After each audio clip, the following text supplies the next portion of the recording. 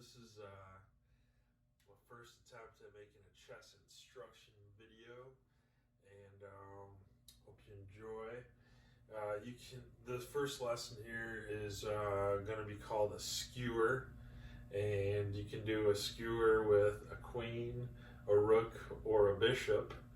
And in the first example here, we have a skewer with a queen, and we're going to take the other team's queen, and as you can see, this queen is lined up here on A8, and the king is here on E8, and this is check, and so the king has to move out of the way.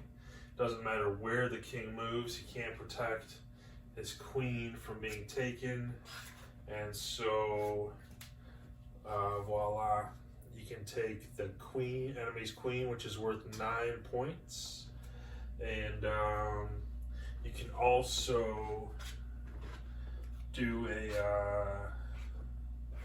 skewer with a bishop. So think about it, where would you put a bishop to skewer the king, attack the king, and sort of x-ray attack, or attack through the enemy queen? If you said anywhere from D4 to A1 along this diagonal, you'd be correct. So all you'd have to do is put low battery. I don't know if this is recording. All right, hopefully that recorded still. But anyways, all right, I'm gonna speed this up. So you got a bishop attacking the king with the queen behind it. So it's an X-ray attack, and it's also formally called a skewer. The king has to move out of the way because that is check, and then the bishop can take the queen. So what you got is worth 9 points. So now let's set up one more example, because we did the queen, we did the bishop, and now we can do the rook. Where would you put the rook to skewer the king and the queen? If you say anywhere between H1 and H3, you are correct.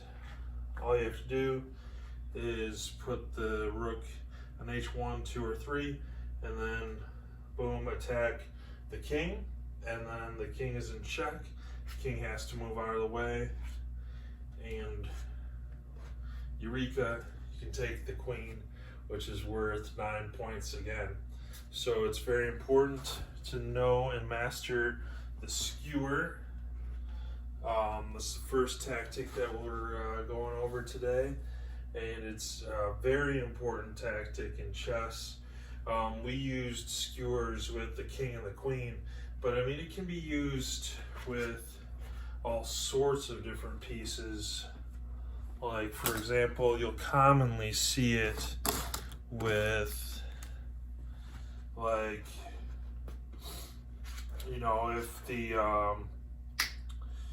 if black castle's queen side, see something like this, and you can often find a bishop. You can often maneuver your bishop over here with something like this.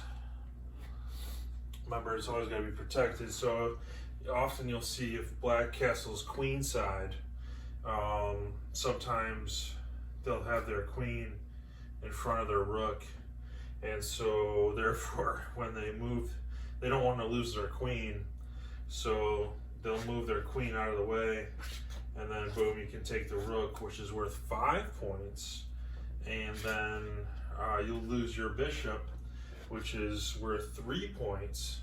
So do the math, and you're up 2 points. You're down 3, but you're up 5. So therefore, you're up now 2 points, because the rook is a more valuable piece than a bishop. Because the bishop can only go on one color of squares. A bishop can, the dark colored bishop can only and stay on the dark squares, whereas a rook can travel dark or light squares, doesn't matter. So the rook is a little bit more powerful than a bishop, learn that. And yeah, that's the first little chess video that I've ever made. So it's a pretty cool game. Alright, stay tuned. There's going to be more.